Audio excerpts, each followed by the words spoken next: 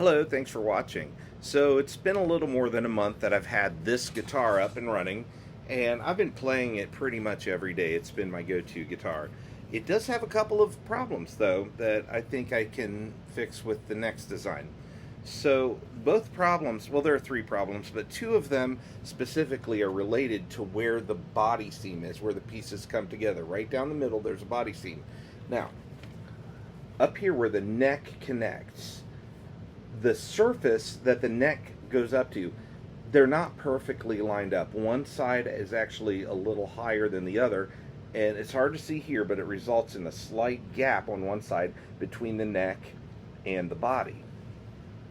And really, ideally, it should be flat up against there, and that would help with the vibration and sustain and all that. And so there's a gap there, and I've never really been completely 100% happy with it, even though I love the guitar. The other problem is there's a seam under the bridge. Now, so when the two halves come together, I talked about in an earlier video where I had to tool them, and I had to remove some material because there's a little bit extra there, and so the holes, these holes already exist on the body, and then when you bring the two pieces together, the problem is if it's not just right, then the screw holes, like the first three will line up, but the second three won't line up as well. And fitting this together really was more difficult with this guitar than any of the others. And I'm not sure if it's a difference in the filament or, which machine was doing which part. I'm not sure. But the result was, I don't think that when I used the tremolo, I think it was binding a little bit, not going back to its normal resting spot, and that was causing some tuning issues, which I addressed that by putting a tremolo stabilizer in the back, and it does hold its tune much better, but I think that that's a design flaw that I can take care of. And the third problem is when I make the guitar, everything's to Fender specs. So one of the most economical ways I found to build the guitar would be to buy an entry-level guitar, a Squire, made by Fender, and they're really, really similar, except the bridge is different. So what I had to do if I was buying a Squire to use to build this guitar, I would also have to buy another bridge. So I've addressed that as well too in my latest design.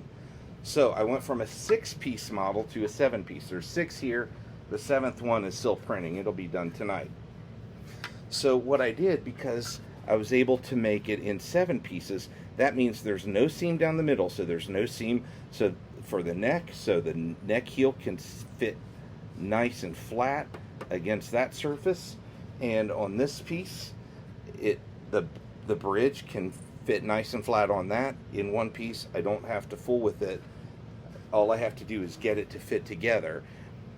And the third thing that I did was I designed not just a piece, not just one, but 2 different pieces I can choose from for here.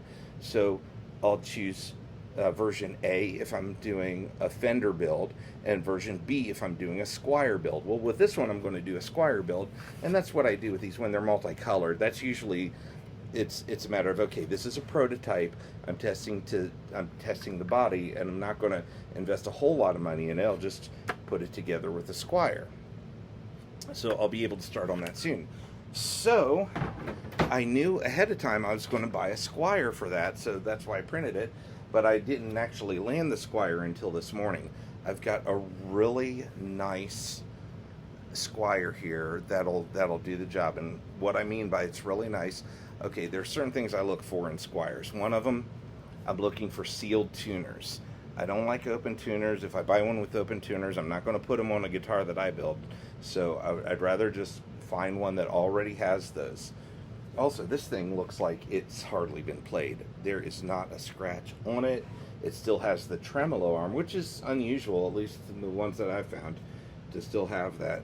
It has the protective plastic on the tremolo cover, and it even has the little protective plastic circles on the back of the tuners. This thing is in pristine condition, and even came with a gig bag. It's really nice.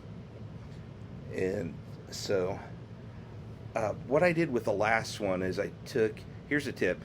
if you want to use a Squire neck, but you don't want it to say Squire, if you get some really fine steel wool like 0000, it'll take this, it'll take the decal right off, will not damage the wood at all.